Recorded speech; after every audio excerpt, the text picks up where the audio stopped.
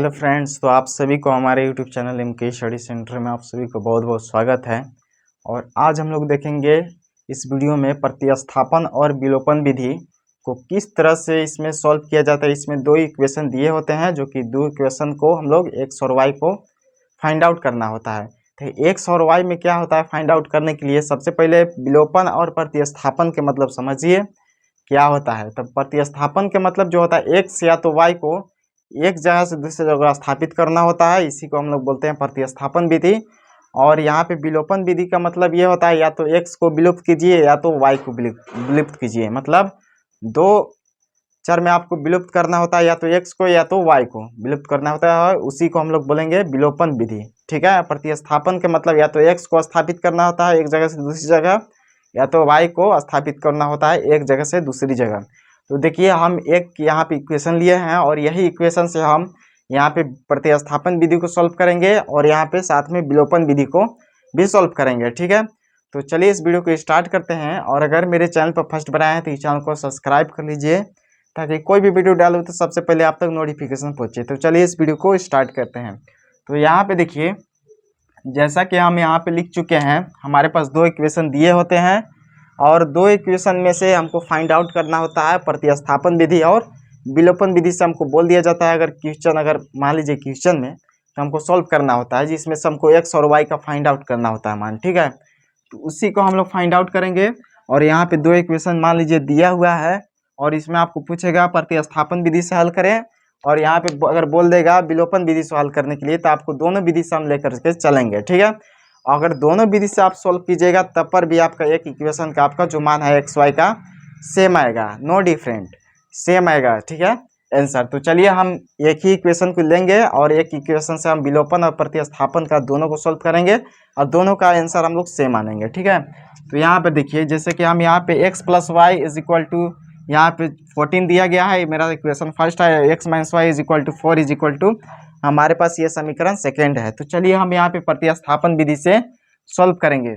अगर देखिए इसमें क्या होता है कि अगर आप इक्वेशन अगर फर्स्ट से चलिएगा तो इक्वेशन आपको सेकेंड में फिर मान रखना पड़ेगा। ठीक है। तो चलिए इसमें क्या होता है कि जैसे कि चलेंगे समीकरण यहाँ पे मान लेते हैं फर्स्ट से, अगर आप चलिएगा यहाँ पे सॉल्व लिख करके हम लोग करते हैं। ठीक है। तो जैसे कि समीकरण फर्स्ट से अगर चलेंगे तो समीकरण फर्स्ट हमारे क्या है, x plus y is equal to 4 है। और यहाँ पे देखिए क्या हम बोले हैं, या तो एक्स को स्थापित करना होता है एक जगह से दूसरी जगह, या तो वाई का स्थापित करना होता है। ठीक है। तो जैसे कि हम यहाँ पे एक्स को स्थापित करते हैं, मतलब यहाँ पे वाई का स्थापित करते हैं, एक एक्स इज इक्वल टू हमारे पास आ जाएगा 14 माइनस वाई हो जाएगा।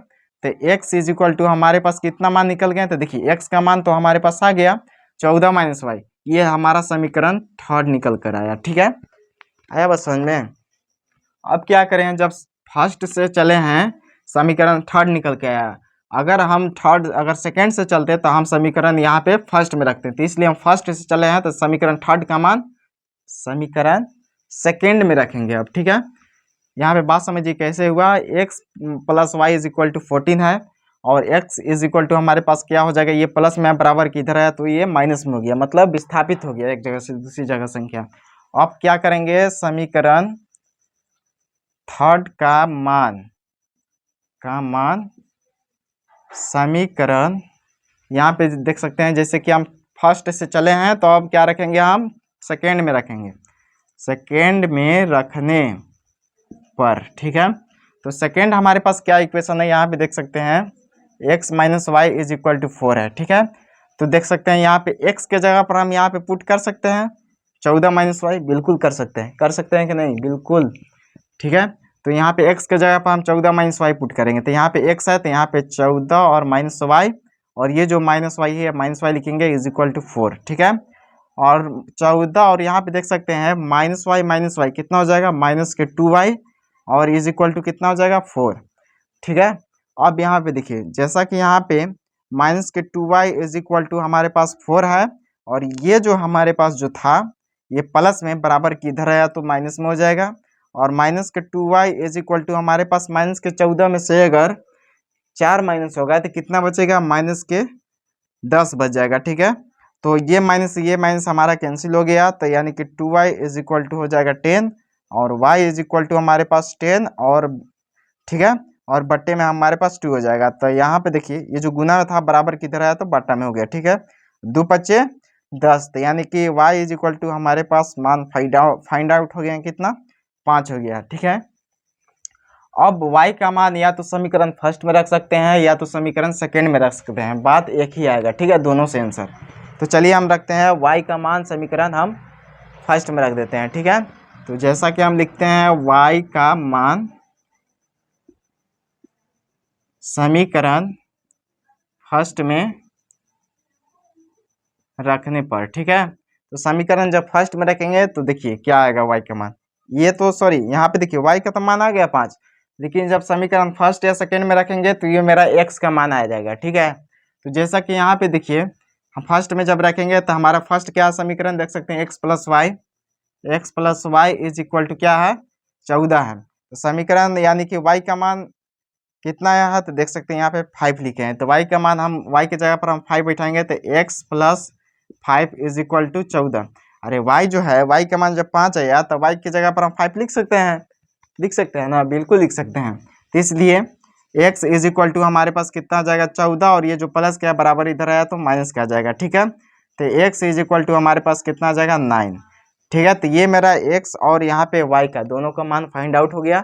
अब चलिए हम लोग विलोपन विधि से सॉल्व करेंगे, और विलोपन विधि से भी हम लोग यही इक्वेशन लेंगे, और यही इक्वेशन से हम लोग दोनों को हम लोग क्या करेंगे, सॉल्व करेंगे दोनों इक्वेशन और फाइंड आउट करेंगे x और y का मान, और दोनों सेम ही आएगा। ठीक है, तो चलिए मेरा फर्स्ट इक्वेशन क्या था, जैसे कि हम यहाँ पे ब्लैक मार्कर से लिख देते हैं क्योंकि आपको समझने में बहुत ही आसान हो जाएगा। x plus y is equal to 14 और x minus y is equal to कितना है 4, ये मेरा सेकेंड इक्वेशन है। ठीक है, तो अब यहाँ पे देखिए क्या है, जैसे कि हम यहाँ पे दो इक्वेशन लिख दिए हैं, अब चलेंगे विलोपन विधि से। ठीक है, तो विलोपन विधि का मतलब क्या होता है, एक संख्या को विलुप्त करना होता है, या तो x कीजिए या तो y के कीजिए। ठीक है, अगर बराबर नहीं रहता है तो उसको बराबर करना होता है, लेकिन इसमें बराबर दिया गया है। एक और लेंगे प्रॉब्लम जिसमें हम क्या करेंगे, सॉल्व कर देंगे। ठीक है, तो यहाँ पे देखिए जैसे कि यहाँ पे x minus y is equal to क्या है 14 है, ये मेरा समीकरण फर्स्ट है, और x प्लस है,